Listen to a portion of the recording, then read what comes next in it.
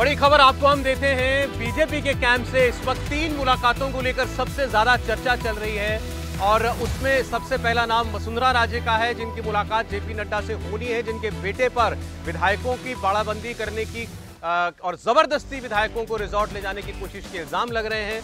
इस बीच इस मुलाकात की चर्चा भी खूब होगी। ये है चंद्रभान सिंह आक्या, जो चित्तौड़गढ़ से निर्दलीय जीत करके लड़े हैं। बीजेपी में थे, टिकट नहीं मिला, इन्होंने बगावत की, निर्दलीय बनकर के जीते और उनकी बीजेपी अध्यक्ष के साथ मुलाकात हो रही है। आप सोचिए कि इस व्यक्ति के बारे में क्या सोच पार्टी के अंदर होगी कि एक बागी जो जीत करके आया उससे पार्टी के अध्यक्ष मुलाकात कर रहे हैं। चंद्रभान सिंह खुलकर, जो राजस्थान में बीजेपी के अध्यक्ष हैं, सीपी जोशी, उनके ऊपर इल्जाम लगाते रहे कि उनकी वजह से इनको टिकट नहीं मिला। उन्होंने कहा कि वहां पर जो इनकी शुरुआती राजनीति के दौर में अदावत सीपी जोशी के साथ रही, उसकी वजह से इनका टिकट उन्होंने कटवा दिया था और इन्होंने ये भी कहा था कि मेरा साथ पार्टी में किसी ने नहीं दिया जब मैं टिकट मांग रहा था और अब मैं बहुत सोच समझकर फैसला करूंगा कि मुझे किस ओर जाना है। लेकिन चुनाव के नतीजों ने निर्दलियों की गुंजाइश को बहुत कम कर दिया है, उनके प्रभाव को बहुत कम कर दिया है। लेकिन फिर भी जेपी नड्डा अगर इनसे मुलाकात कर रहे हैं तो आपको इस व्यक्ति के इस अपने इलाके में दबदबे के बारे में ये बहुत कुछ बताता है। चंद्रभान सिंह आक्या चित्तौड़गढ़ से जो निर्दलीय विधायक जीत करके आए हैं, इनकी मुलाकात जेपी नड्डा से हो रही है। बागी खुलकर जो जिसने अपने प्रदेश अध्यक्ष के बारे में कहा हो, उससे पार्टी का राष्ट्रीय अध्यक्ष मुलाकात कर रहा है। और सौरभ 3 बार के विधायक हैं और समझ सकते हैं आपकी 47 साल की उम्र में 3 बार का विधायक चित्तौड़गढ़ से अगर उसका टिकट काटा गया तो ये अपने आप में एक बड़ा फैसला था।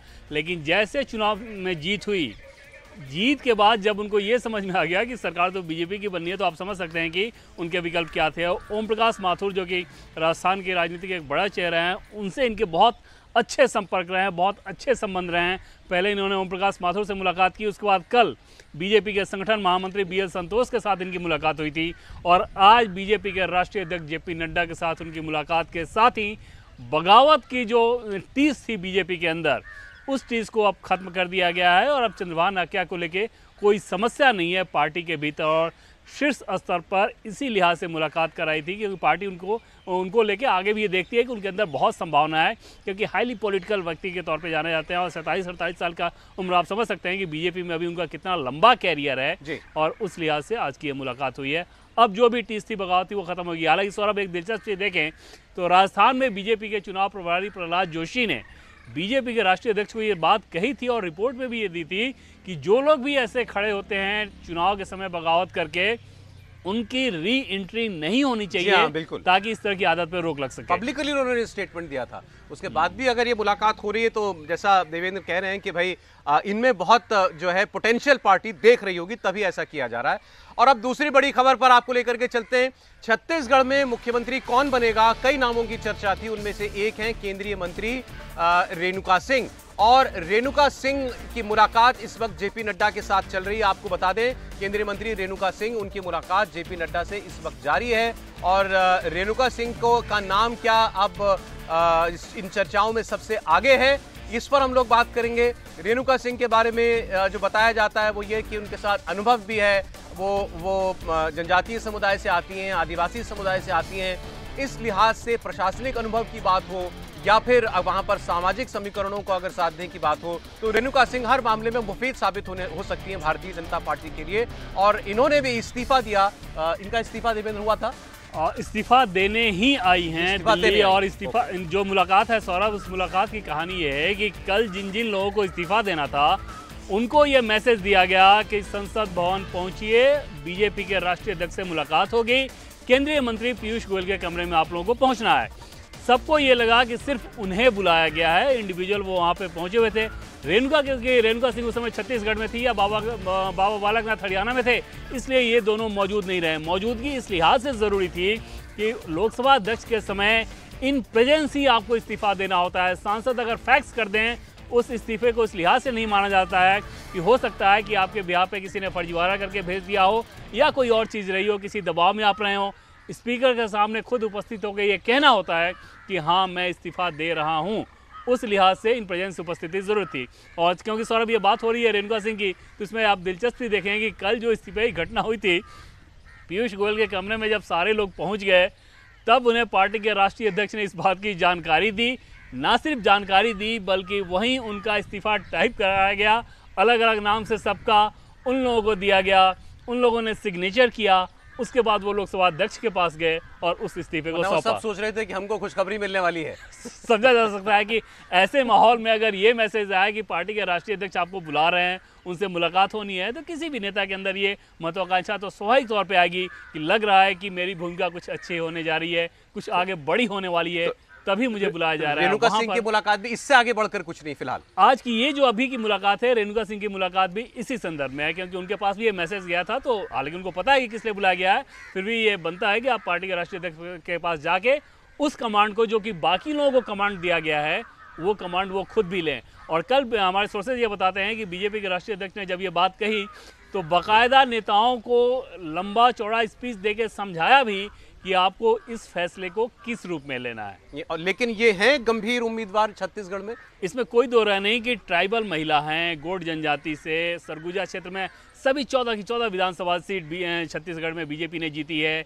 महिला है, महतारी बंधन योजना की बहुत चर्चा रही है बीजेपी की जीत में, तो इन सारे पैरामीटर्स पे खरा उतरती हैं। लेकिन एक समस्या ये ज़रूर है जिनको लेके कहा जाता है, इनको लेके कुछ सवाल खड़े किए जाते हैं, उसके बारे में पार्टी का शीर्ष नेतृत्व क्या मुतमईन हो पाया, निश्चिंत हो पाया, वो जानकारी नहीं है, और उस लिहाज से फिलहाल इंतजार करना होगा। और जो ऊपर तस्वीर चल रही है चंद्रभान आक्या की तस्वीर, जो इस वक्त आप देखिए जरा इस वक्त राजस्थान में क्या खेल चल रहा है कि एक तरफ पार्टी के कुछ नेताओं पर तो बगावत करने का इल्जाम लग रहा है, या बगावत की कोशिश करने का इल्जाम, या बगावत भी ना कहें तो खेमेबंदी करने का इल्जाम लग रहा है, और दूसरी ओर एक व्यक्ति जिसने खुलकर बगावत की, उससे पार्टी के अध्यक्ष मुलाकात करते हैं। चंद्रभान सिंह आक्या अपने क्षेत्र में इनका काफ़ी दबदबा जो है वो समझा जाता है, और इनका जब टिकट कटा था तो बहुत आश्चर्य भी लोगों को हुआ था जो वहाँ की राजनीति को समझते हैं कि आखिर एक ऐसे व्यक्ति का जिसका जीतना लगभग तय समझा जा रहा था, उसका टिकट भारतीय जनता पार्टी क्यों काटेगी। और इसीलिए इन्होंने खुलकर आरोप लगाए थे। सीपी जोशी जो प्रदेश अध्यक्ष हैं उनके ऊपर इन्होंने खुल करके जो है वो इल्ज़ाम लगाया था, लेकिन अब इनसे जो मुलाकात है वो इस वक्त चल रही है। और जो हमने आपको दूसरी बात बताई, राजस्थान के अंदर खेमेबंदी करने की कोशिश, जरा उसके बारे में भी आपको बता दें। एमएलए जीतकर क्या है किशनगंज से ललित मीणा, भारतीय जनता पार्टी के, और इनसे कहा गया कि आप आइए, आपसे कुछ बातचीत करनी है। एक जगह पर, एक होटल में इनको बुलाया गया, वहां पर 6 विधायक और मौजूद थे पहले से। उन 6 विधायकों ने इनसे कहा कि अब हमें यहाँ से एक रिजॉर्ट की ओर चलना है, बैरोड में हमको जाना है और एक रिजॉर्ट में हमको ठहरना होगा, तो तुम इसका बंदोबस्त कर लो। इन्होंने कहा कि मैं ऐसे किसी कोशिश में शामिल नहीं होऊंगा, मैं संगठन के साथ चलूंगा, पार्टी जो कहेगी मैं वही करूंगा, मैं किसी कैंप में या खेमेबाजी में शामिल नहीं होना चाहता। तो इनके साथ जबरदस्ती की गई, आरोप तो यहां तक है कि मारपीट भी की गई। इन्होंने अपने पिता को फोन करके बुलाया, इनके पिता इनको लेने के लिए पहुंचे तो उनके साथ भी वहां पर बताया जाता है कि धक्का मुक्की हुई, और यह कहा गया कि दुष्यंत से बात कर लो, यानी दुष्यंत सिंह वसुंधरा राजे के बेटे से बात कर लो। खुलकर इल्जाम दुष्यंत सिंह के ऊपर लग रहा है कि उनके कहने पर ही इन विधायकों को एक रिजॉर्ट में ले जाया जा रहा था। अब इसमें कितनी सच्चाई है, आरोप खुलकर जो मेघराज मीणा, ललित मीणा विधायक के पिता हैं वो लगा रहे हैं दुष्यंत के ऊपर, लेकिन पार्टी का क्या कहना है इस पर यह अभी तक साफ नहीं है। पार्टी का आधिकारिक रूप से अभी तक केवल इतना कहना है फेस सेविंग के तौर पर कि सब हमारे यहाँ नहीं होता, बाड़ेबंदी जैसी चीजें बीजेपी में नहीं चलती हैं, ऐसा कुछ नहीं हुआ, ये मीडिया का क्रिएशन है। लेकिन विधायक का पिता खुलकर मीडिया के सामने आकर के कह रहा है कि मेरे बेटे को जबरदस्ती ले जाने की प्रयास जो है वो किए जा रहे थे, लेकिन उसने इनकार कर दिया। और ये बातें जो है ये भी कहा कि आप फोन पर जो है आप बात कर लीजिए। और हेमराज मीणा कह रहे हैं कि दुष्यंत सिंह ने मेरा फोन नहीं उठाया। उन्होंने दुष्यंत सिंह से फोन पर बात करने की भी कोशिश की, लेकिन उनका फोन जो है वो नहीं उठाया गया। और हेमराज मीणा ने कहा कि मेरे बेटे और झालावाड़ 12 के विधायकों को वसुंधरा राजे के बेटे दुष्यंत सिंह लेकर जयपुर गए थे। शाम को जब ललित घर नहीं लौटा तो मैंने उससे बात की और उसने कहा कि हम सीकर रोड पर एक रिजॉर्ट में हैं। तो ये पूरी बातचीत आप देखिए, फिर बीजेपी कैसे रिएक्ट कर रही है इस पर वो आपको दिखाएंगे।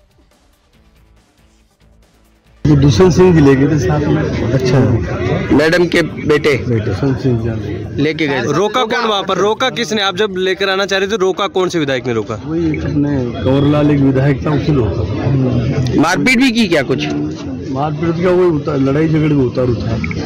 तो क्या क्यों रोकना चाह रहे थे? बात क्या हुई थी? तो क्या कह रहे थे? कंवरलाल क्या कह रहे थे? कमललाल मीणा क्या कह रहे थे? कंवरलाल ये कह रहे थे कि वो दुष्यंत सिंह जी बात करो फिर ले जाओ। नहीं तो क्या बाड़ेबंदी चल रही थी कि वहाँ पे? दुष्यंत सिंह जी ने फोन नहीं उठाया, हमने उनको फोन करा जरूर, फिर हम 10-15 दिन हम थे जो हम लेके आ गए उसको।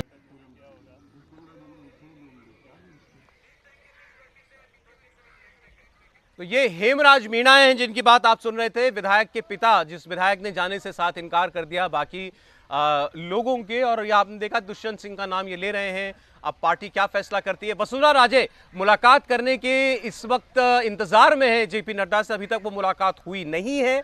वहां उनको क्या कहा जाता है और वो अपनी तरफ से क्या सफाई पेश करती हैं, क्योंकि ये बातें अब पूरे मीडिया में चल रही हैं, जोर शोर से चल रही हैं कि क्या वहां पर एक किस्म की गुटबाजी के प्रयास किए गए वसुंधरा राजे के नाम को आगे बढ़ाने के लिए।